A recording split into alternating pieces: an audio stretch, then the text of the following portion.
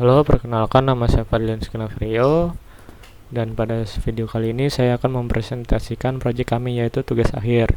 Saya membangun proyek ini tidak sendirian, yaitu ada teman-teman saya dari kelompok 2, yaitu ada Rehan, Putih, saya sendiri, dan Sarena. Yaitu untuk selanjutnya kami merancang sebuah sistem informasi untuk manajemen tugas akhir atau skripsi. Tujuannya adalah untuk mempermudah alur kerja yang kompleks di antara mahasiswa, dosen, dan koordinator. Dan yuk, langsung mulai saja pembahasannya. Oke, jadi yang pertama yaitu waterfall. Waterfall ini sangat terstruktur dan berurutan seperti air terjun. Setiap tahap harus selesai sebelum lanjut ke tahap berikutnya. Metode ini cocok untuk proyek yang kebutuhannya sangat jelas di awal dan tidak berubah. Yang kedua yaitu agile. Sebaliknya, sangat fleksibel. Proyek dipecah menjadi siklus pendek disebut sprint, yang fokus pada kolaborasi dan adaptasi terhadap perubahan. Jadi untuk kapan sih dipakainya, yaitu sangat efektif untuk proyek kompleks yang kebutuhannya dinamis atau sering berubah. Umpan balik cepat dari pasar sangat penting. Fleksibilitasnya gimana sih? Sangat tinggi. Ini adalah keunggulan utamanya karena perubahan dapat dengan mudah diintegrasikan pada sprint berikutnya.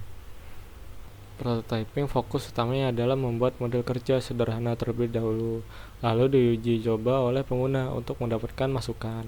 Ini sangat ideal ketika kebutuhan pengguna di awal belum terlalu jelas. Itu untuk kapan sih dipakainya, itu ideal ketika tim untuk pengguna tidak yakin dengan kebutuhan akhir. Dan untuk fleksibilitasnya itu tinggi pada fase awal. Untuk eksplorasi kebutuhan, perubahan sangat diharapkan untuk menyempurnakan prototipe. Jadi kenapa sih memilih prototipe? Yaitu untuk melibatkan banyak jenis pengguna, yaitu mahasiswa, dosen pembimbing, dosen PA, dosen penguji, dan koordinator TA. Kebutuhan pengguna beragam, belum terdefinisi secara rinci dari awal. Yang ketiga itu pendekatan prototipe memungkinkan pembuatan model awal sistem untuk memvisualisasikan alur dan fitur utama. Prototipe dibuat dalam bentuk mockup antarmuka menggunakan Figma atau HTML atau CSS. Kemungkinan umpan balik langsung dari pengguna sebelum sistem dikembangkan penuh. Membantu menyempurnakan desain dan fungsi agar sesuai dengan kebutuhan yang nyata pengguna. Jadi untuk selanjutnya yaitu use case. Penjelasan use case. Di sistem ini memiliki 5 aktor utama dengan peran yang berbeda-beda: mahasiswa, dosen PA, koordinator TA, dosen pembimbing, dosen penguji. Mahasiswa pengguna utama yang menjalankan alur proses tugas akhir dari awal hingga akhir. Dosen PA, pembimbingan akademik, berperan dalam menyetujui topik awal yang diajukan oleh mahasiswa bimbingannya.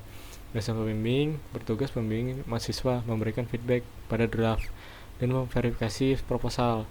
Dosen penguji berperan saat seminar dan sidang akhir untuk memberikan penilaian serta mencatat revisi. Koordinator TA Prodi memiliki peran administratif tertinggi dalam sistem, seperti pengelola jadwal, menetapkan pembimbing, penguji, dan memantau progres seluruh mahasiswa. Jadi untuk penjelasan use case berikut. Proses utama mahasiswa itu ajukan topik TA. Mahasiswa mengajukan topik kepada dosen PA untuk mendapatkan persetujuan awal. Itu untuk selanjutnya itu daftar seminar proposal. Setelah topik disetujui dan proposal dibuat, mahasiswa mendaftar untuk seminar. Proses ini mewajibkan adanya cek similarity terlebih dahulu. Untuk log bimbingan dan unggah draft. Itu selama proses bimbingan, mahasiswa mengunggah draft laporan untuk diperiksa oleh dosen pembimbing. Itu mahasiswa juga bisa daftar sidang akhir. Setelah bimbingan selesai, mahasiswa mendaftar untuk sidang akhir. Proses ini juga menginclude check similarity. Itu yang selanjutnya itu revisi unggah final. Setelah sidang, mahasiswa menggunakan versi final dari laporan berdasarkan masukan dari penguji dari dosen penguji. Proses ini include oleh review dan komen dari dosen.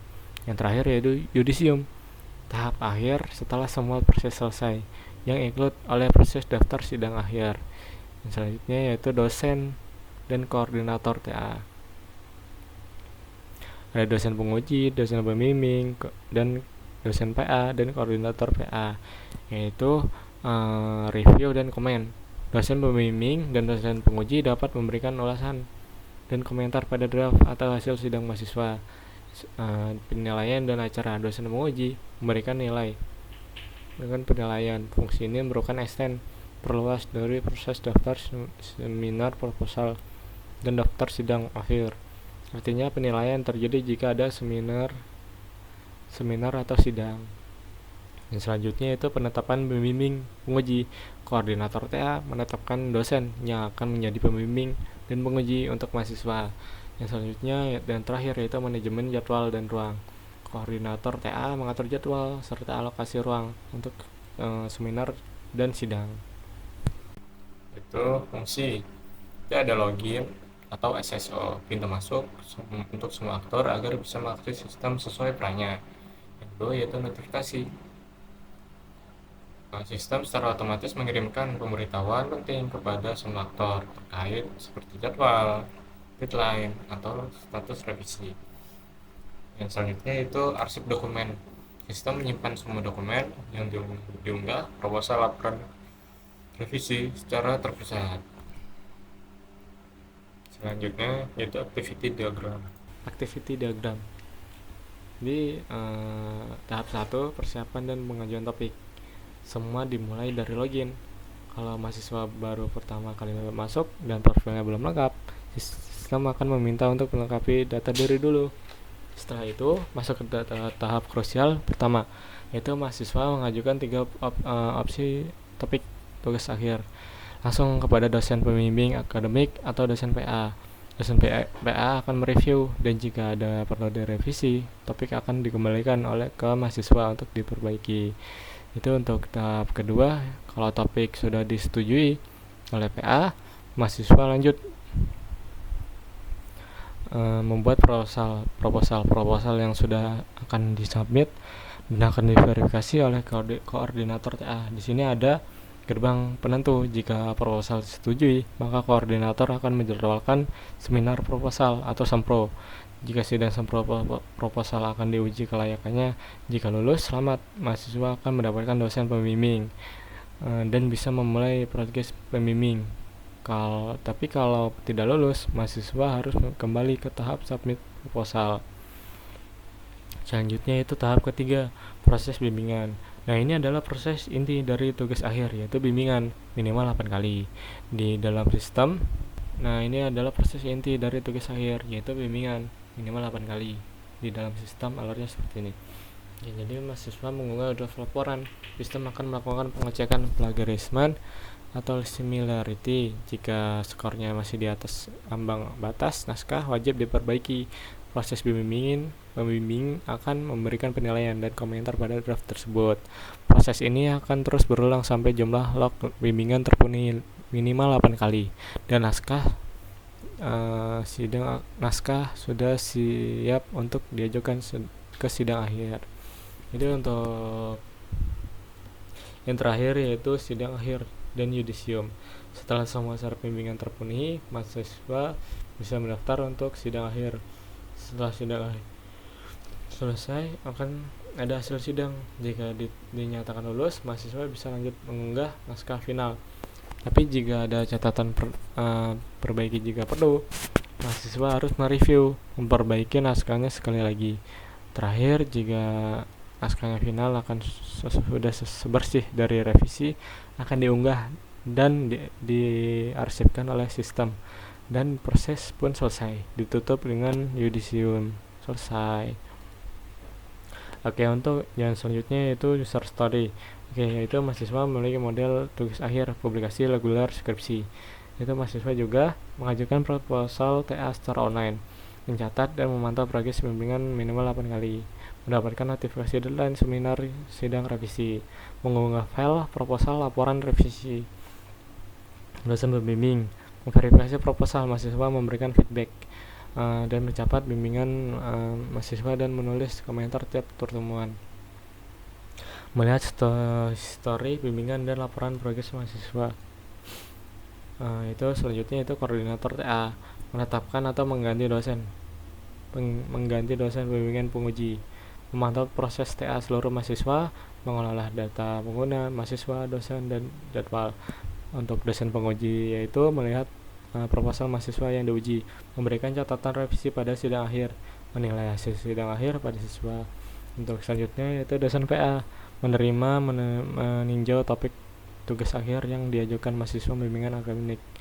Itu selanjutnya yaitu memberikan persetujuan atau revisi terhadap topik TA mahasiswa. Itu untuk yang terakhir yaitu fitur dan fungsi produk.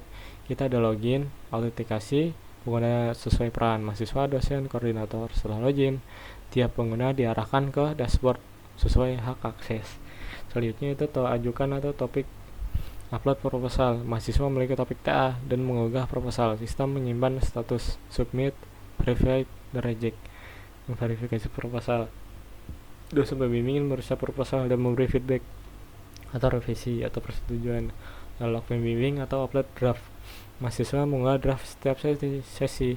Dosen pembimbing memberi komentar, sistem menghitung jumlah pembimbing. Itu selanjutnya itu manajemen jadwal seminar, sidang, dan sidang. Koordinator menjadwalkan seminar, proposal, dan sidang akhir, mengatur ruang, waktu, dan penguji, penilaian sidang, dan revisi. Dosen penguji memberi nilai dan catat revisi mahasiswa, mengunggah revisi final sebelum yudisium. Selanjutnya itu tracking progress, menampilkan status setiap tahap TA, proposal pembimbingan, sidang, revisi, yudisium, dilengkapi indikator kelulusan. Itu yang terakhir yaitu notifikasi. Sistem memberi notifikasi otomatis tentang jadwal, revisi, dan deadline. Jadi sekian untuk presentasi dari saya. Terima kasih. Maaf jika ada kesalahan.